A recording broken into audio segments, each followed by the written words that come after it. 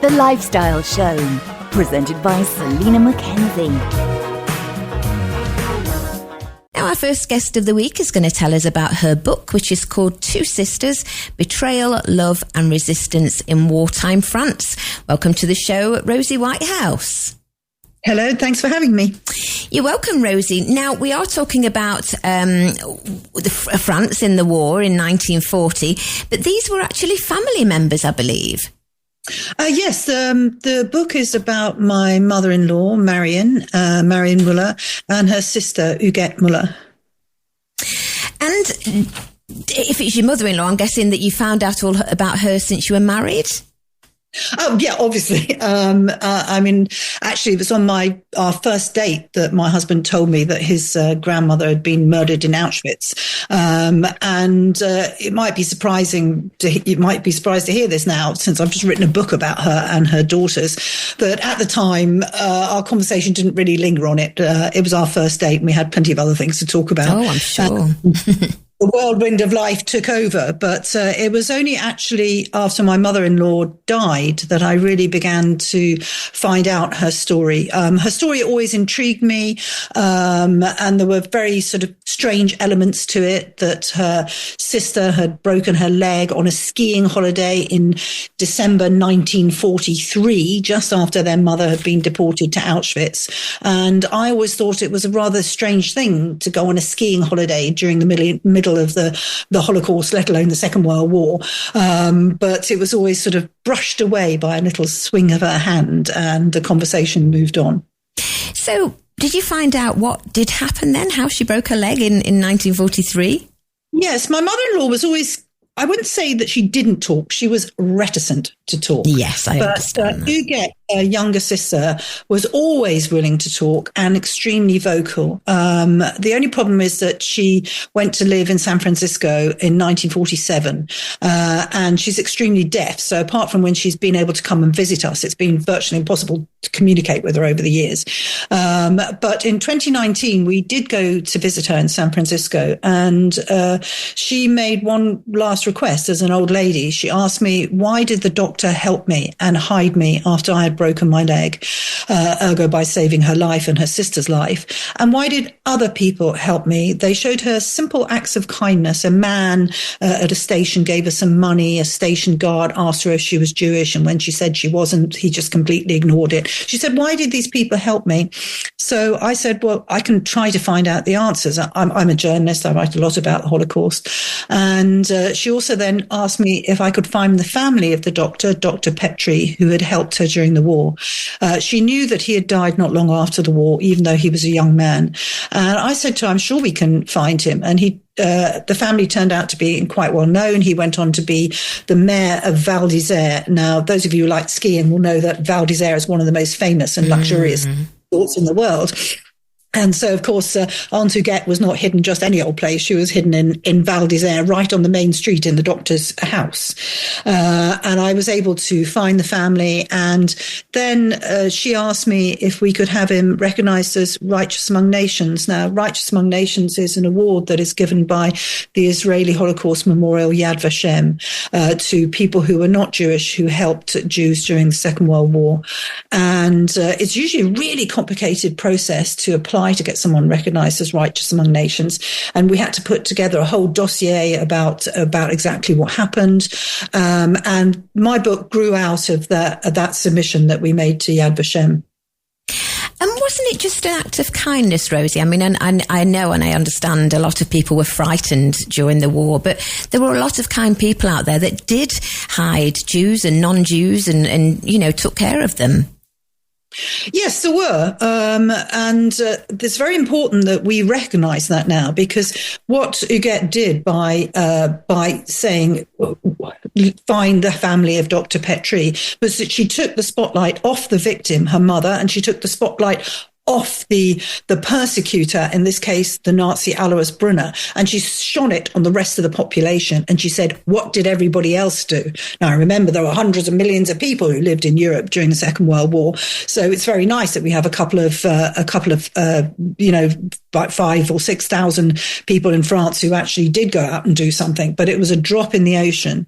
Let's always be aware of that. And this is the challenge for us in the present day, is what would you do to help somebody in danger? And does your book go into that then, all the other people that were helped and saved? It does, yes. Obviously, there are lots of stories along the way of different people who help people. But what really comes out of the book and came out of the research and surprised me was that we have this vision of Nazis as all powerful people we see marching around on our TV screens and in the big screens in the cinema. And we think there was absolutely nothing you could do to say no to them if they wanted to do something horrible to somebody. But in France in the Second World War, that was definitely not the case. And what public opinion mattered. And I began to realize this more and more as I researched the book, that it was possible in France to say no and to stand up. So, for example, when the public made a fuss and the priests in the pulpits made a fuss, where after the summer of 1942, when thousands and thousands of Jews were deported to Auschwitz, then the government, the Vichy government, who were collaborating with the Nazis, decided they weren't going to allow any more deportations. And no one was deported from France for 3 months. It's really quite surprising when you see this, that actually what people had to say and what was written in the newspapers and what priests said in their pulpits could have an impact. Yeah, it's interesting, actually. We've just finished watching something about the war in Italy during the same time. And the priests and the locals, and they all just did what the Germans said, because they were too scared. But I'm sure you're quite right, and that people did say no, and that, it wasn't all encompassing. Yes, and also we're talking about Italy. Let's give the Italians their fair due. They did say no in the most tremendous way when they occupied the area around Nice in Alpes-Maritimes in 1942, and no Jews were deported from Nice until Germans took over, and that's where they caught my husband's grandmother, and that's when she was taken to Auschwitz. But in the year before, when it was under Italian occupation, it was an extremely safe place to be. Now, whether the Italians did that all altruistically is certainly in question, but part of it was the fact that they wanted to occupy and annex Alpes-Maritimes, and they wanted to show that they were completely different from the Germans. But yes, it's a very important. It's a very complicated picture. Nothing in the Second World War is as simple as it seems. Yeah, but you've brought another perspective to light, I think, in this book, and I think that's important. And you've also shone a light on the victims, because we don't get to hear about them so much as we get to hear about the Hitlers of this world. That's true. And yes, for me, that was very important. And something that really struck me was that because the Nazis kept so much paperwork, that when I was looking into the convoy on which that Huguette and Marian's mother was deported on, I realized that you could actually identify the 50 people who traveled in the wagon to Auschwitz with her. And then I felt really guilty, because I thought, I'm writing a whole book about Edith Müller. But what about these other people? No one's written anything about them. And so I included their names at the back of the book, because I felt, their story was no less important than our story. Wow, that's incredible. Are you tempted to contact their descendants and write a book about each of them? No, well, what I hope is that it's not the first time I've included a list at the back of a book that I've written. A few years ago, I wrote a book about an illegal immigrant ship that sailed with Holocaust survivors from Italy to try to break through the Royal Naval blockade of the Palestine coast. And I included a list of the people who sailed on the boat. And since the publication of that book, many of their relatives have got in contact with me and asked me more about their stories. And so it's a two-way process. So hopefully maybe somebody will get in contact with me whose relative was in the same wagon as Edith Müller. Yeah, interesting. We have to do this before it's too late, don't we? That's the problem. We have to find out as much as we can. Absolutely. And, Get she's still alive, but she's in her 90s and she's very frail. So literally that conversation that I had with her in 2019 was the Last Chance Saloon. And was it just that Huguette encountered nice people, kind people, or did you find out reasons why Dr. Petrie and the others helped her? Well, Dr. Petrie came from Alsace-Lorraine, and we have to remember that Alsace had been occupied by Germany after the Franco-Prussian War and was part of Germany until 1918, when it was returned to France. And when it was part of Germany, the Germans suppressed French, and you were not allowed to speak French at school. And I think it was memories of this occupation that had made him very resistant to the pressures of the German occupation. But also, I think he was a man with a moral compass inside him.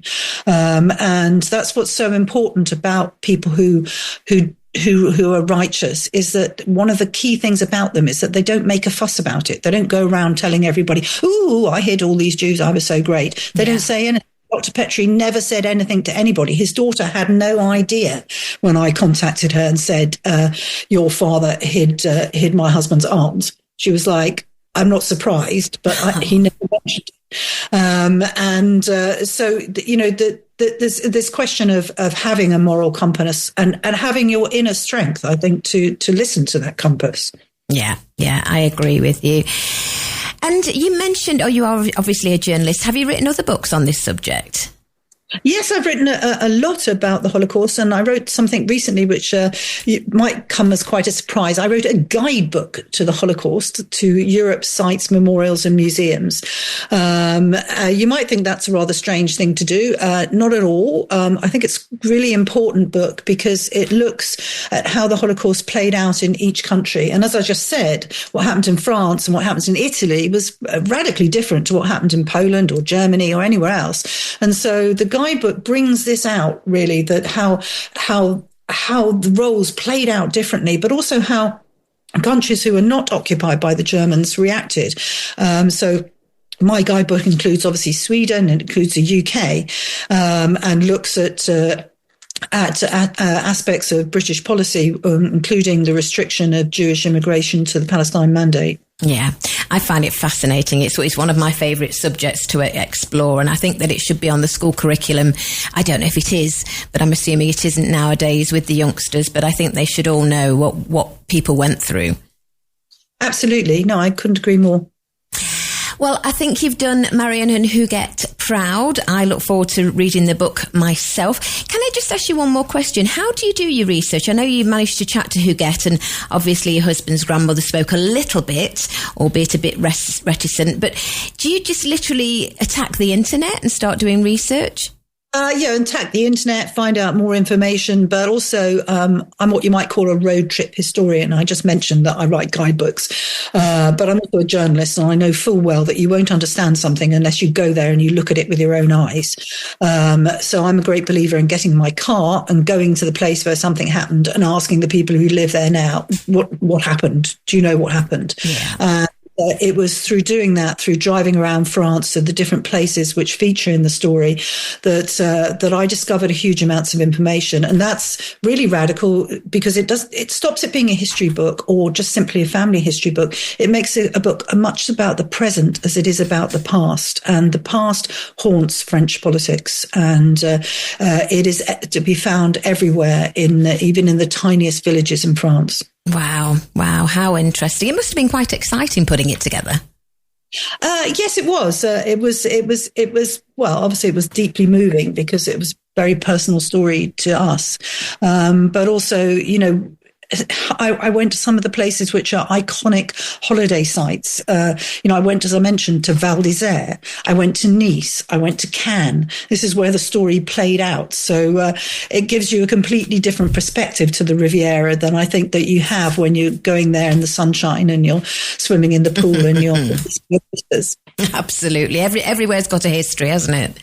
Absolutely. And I think everyone should take a copy of the book and read it on their lying out bed next time they go to south of France.